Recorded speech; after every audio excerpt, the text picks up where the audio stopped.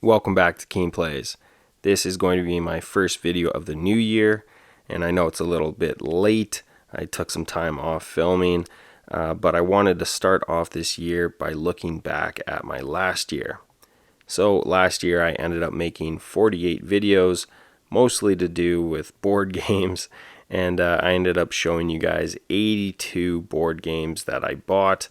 And I actually got more than that, but I just lost track of time and didn't get to filming some of them.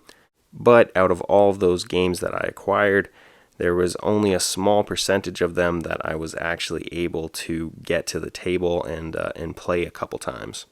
So in today's video, we're just going to be going through those games and what I think about them, and some of the games that I wish I would have been able to get to. So starting off, we have Everdell.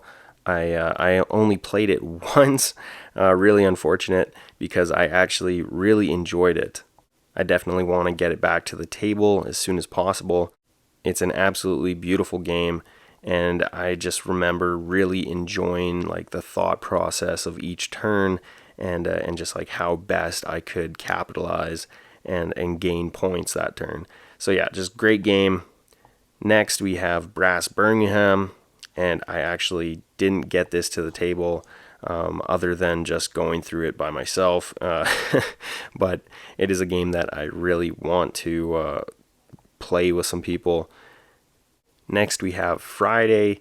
This is just a solo game that I played. I did end up playing it a few times, and it's a good game, but it just kind of made me realize that I don't really like solo games all that much. I just would rather play games with people. Still a good game though. But moving on, we have Just One. This game I played a few times, and it was such a good game. Super easy to get into, easy to teach, and just fun to play. Next we have Hansel and Gretel. It's a little bit of an odd game, but my kids love it, even though we don't end up actually playing the game how it's meant to be played. They kind of just put puzzle pieces together, but nevertheless, still a game that I played quite a few times last year.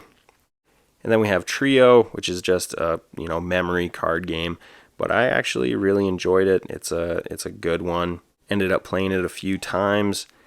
It's got some fun mechanisms that makes it an easy go-to card game rather than like Uno or anything similar like that. And then we have Sea Salt and Paper, which is just like easily the most played game last year. Once we got into it, it just became like it became our go-to card game. So good. It's just a great card game. Makes you want to come back and play it more and more. And then we have Flip 7, another great card game with the right people, because it's very light, and if someone's just like not into it, like the luck aspect of it, they can kind of tank the experience. But I enjoyed it, and it's good for those less gamer groups.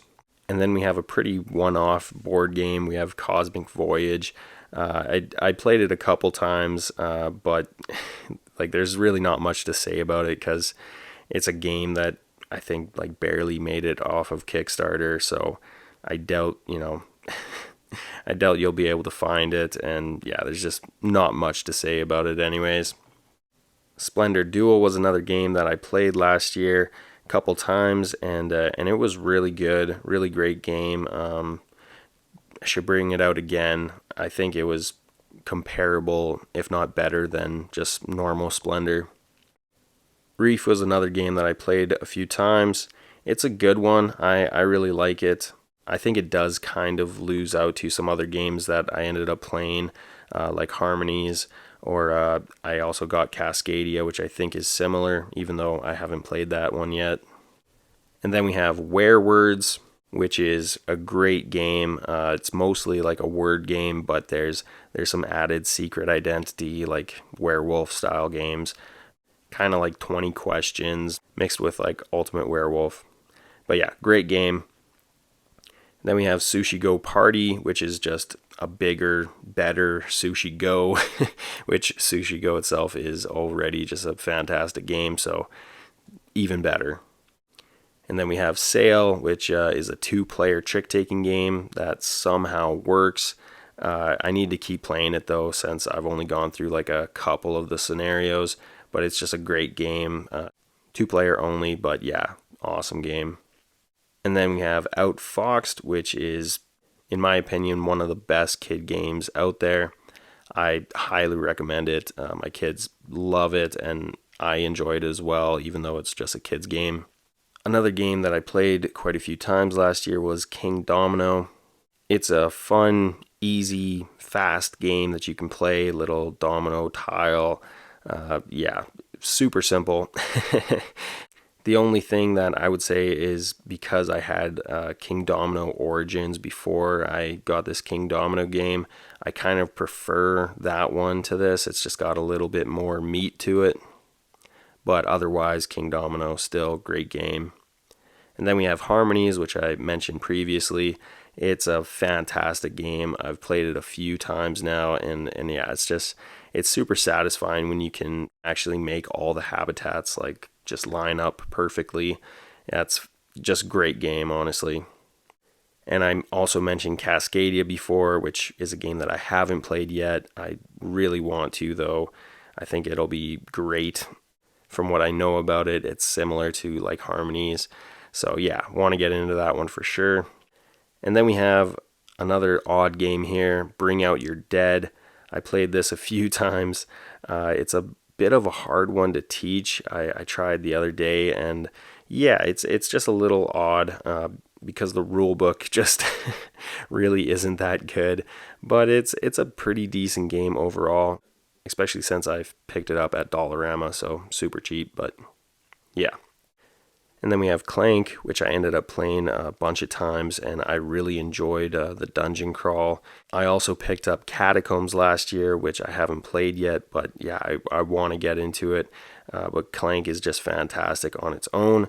I'm pretty sure Catacombs is supposed to be like just a better version of it, so I definitely want to get into that. And then Agent Avenue, probably one of the best 2-player games out there. Honestly, it's a super fast-paced game, easy to learn, and yeah, I highly recommend it if you can find it. And that's about it for games that I actually got to play last year, which isn't that many considering like I filmed 82 games, so that's a pretty small percentage of what I actually brought in last year. So I still got lots of games to go through. There's so many games that I want to get to, I want to play. Some of those games that I already mentioned were like Brass Birmingham and Cascadia and Clank Catacombs, but there's a bunch of other games that I really want to play that I showed you guys last year, like Betrayal at House on the Hill, Twilight Struggle, Captain Flip, Lord of the Ring Duel, Tobago, Dixit, Puma Fiosi, Terraforming Mars, Secret Hitler, Las Vegas Royale, Lovecraft Letter, Jaipur, and Marvel United Spider-Geddon. Bunch of games that I still want to play. Those are like top of the list, but there's so many others. So yeah, basically I've got a bunch of games to go through this year. Hopefully I'll be able to play them. But I also have a bunch of other games that I still need to show you guys and would like to play. So that's about it. Let me know which games that I should play first, and any other thoughts that you guys have. I hope you guys all had a great start to the new year. And as always, feel free to like this video and subscribe to my channel. Thank you guys so much for watching. See ya.